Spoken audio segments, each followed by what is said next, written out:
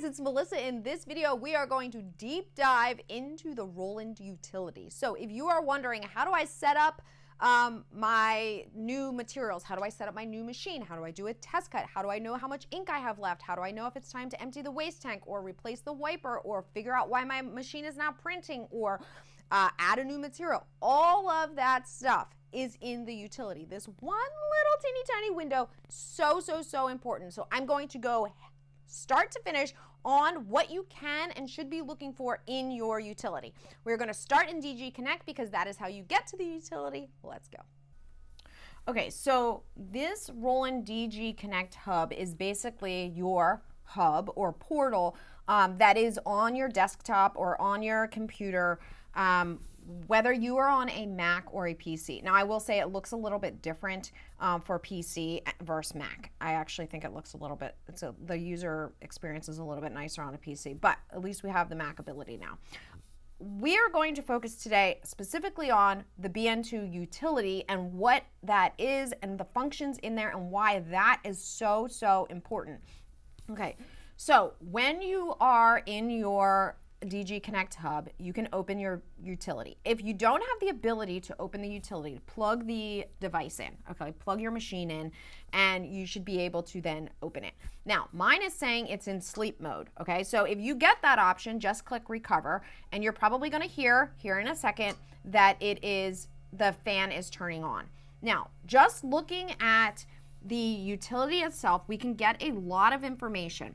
So this is essentially one of the first places that not only you want to start when you set up your machine, also when you set up a new material, and then when you're setting up a new job. So it's really important to be familiar with your BN2 utility.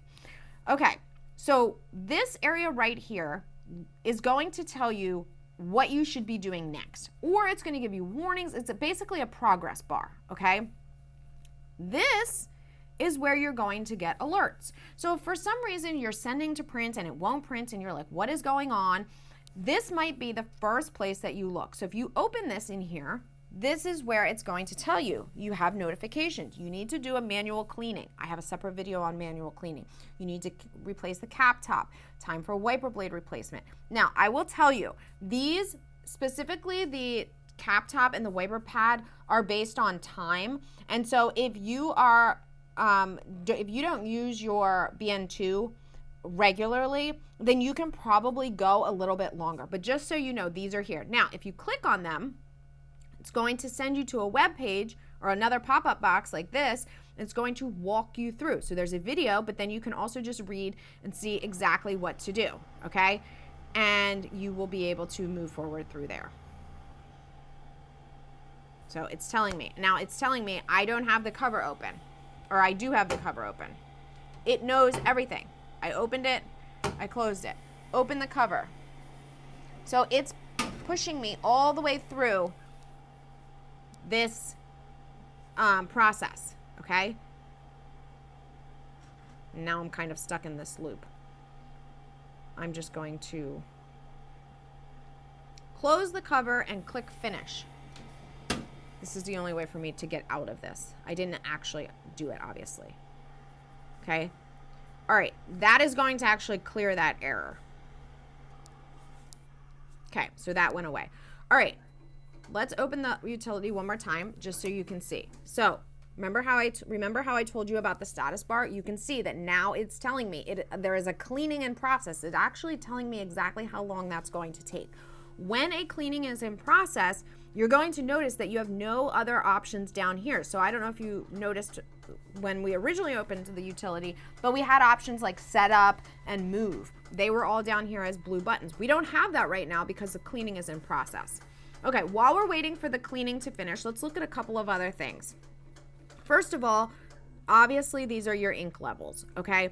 This is your discharge fluid or your waste tank, all right? You can see that all of them are still fine. This is very important here, the print heater and the dryer, the temperature of those. So your printer will not print until the heater and the dryer are at the recommended temperature. Now, you can bypass that, but if you're wondering, okay, I sent my job to print, it has ripped, it says it's 100% processed, why is it not printing? come to your utility. If this says that it's, say, like 26 degrees out of 30 Celsius, that's why. It's going to take a couple of minutes for it to heat up to the full 30 degrees Celsius, and then it will begin printing and cutting. Like I said, you can bypass that, but it's really not necessary. And this is probably just an issue that you're having, not even an issue. You'll probably just run into at the very beginning, okay, of your day. All right, now let's talk about these buttons down here. So when you are adding the first time that you set up your machine, the first time that you add a new material, so whether that's you're using holographic for the first time, and then, next time you're going to start using wall flare, every time you start with a new material that you've never used before, or every time you start a job, you need to go to setup. Now, if you are using a material that is already listed, that you have already added, when you click setup, you can just select that material. So let's say I'm using metallic holographic, I will click OK. What's going to happen is, as you can see, now it's telling me what to do. What is the next step? Load the media. So until you do the setup, the status of your printer or your BN2 is going to say not ready. Once you do the setup and the setup is complete, the status of your printer itself will change. Okay, so see how right now mine says standby? It's going to change eventually. The other thing is you have this option here now that says output possible. That means it's ready and available for you to print your output. Okay, if you want to cancel the setup, you can go ahead and do that. We'll come back to this in a minute. Cleaning. If you click on cleaning, this is going to give you the option to do a nozzle check, as well as the different cleaning. So before you clean, I would do an output. Output basically just means print, okay, to do a nozzle check. Then you'll evaluate your nozzle check. Then you'll do another cleaning, all right? This is all done through that cleaning button there. Next, blade. Do you need to adjust your blade, okay? Keep in mind, when you adjust, these are the cut settings for the specific material that you selected. So we selected, what was it, holographic? This is what it has set for that, okay? If you want to adjust that, it's not going to adjust it for every other material. Now, if you want to do a test cut, you also can click blade adjustment and then click output, and it will do a test cut for you, right? Move. I have a separate tutorial on move as well that's going to get into far more detail, but this is basically where you want the printing or cutting to start. All right, so see how it says right printing start location? You can adjust where you want your print head to start printing. Same with, like, if you want it to print further down the page, like not where the lead edge is, but you want it to be further down, you can adjust that here, and then you can set this as a base point.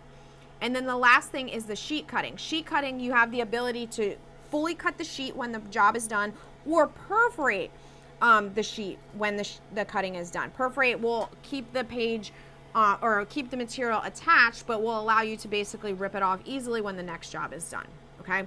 All right. I'm going to cancel the setup for one reason, so that I can show you what to do if you need to add a new material. Yes. Okay.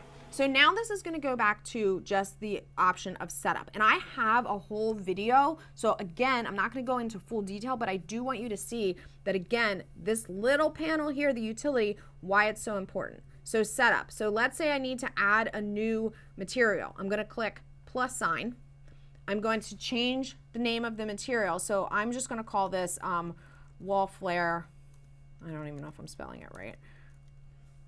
We'll click OK, and then it's going to go into it looks like it's going to be the same, right? Like this is what it looked like when we were selecting the material. But what's going to happen is it's actually going to ask me this time, do I want to do all of these different outputs and prints and adjustments so that it can set up the machine, basically a profile, printing profile for this material.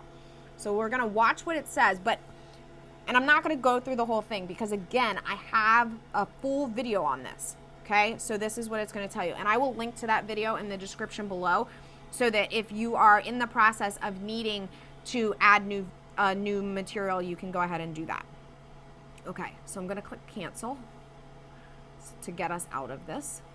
Okay. This teeny tiny little hamburger menu over here, very powerful. Media management, okay? Maintenance.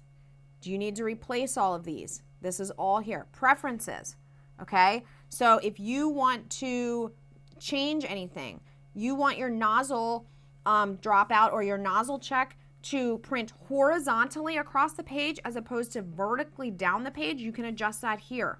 Do you want cleanings to happen during your printing? I don't. So this is where you do all of that, okay? And then system information. This is just going to tell you like your serial number. I actually am going to change this to inches and Fahrenheit because those are what I'm familiar with. And so you can do that there. And that is it. So as you can see, a lot of information, a lot of settings, all packed into the utility. You do need to get really familiar with that, and hopefully this gives you a really good overview. As I mentioned, I do have other videos that go very specific on different functions and features, like the move function or how to add a new material. All of those are on my channel here. If you are looking for one-on-one or personalized support, I do offer that through Silhouette U at silhouetteu.com. If you don't want this personalized support or you don't need it, but you do want some extra exclusive videos, we do now offer a YouTube subscription. It utilizes the videos that are on Silhouette U. You can find them now on YouTube for members only, but the price is reduced and you don't get the personalized help. So totally up to you. Information on both of those in the description below.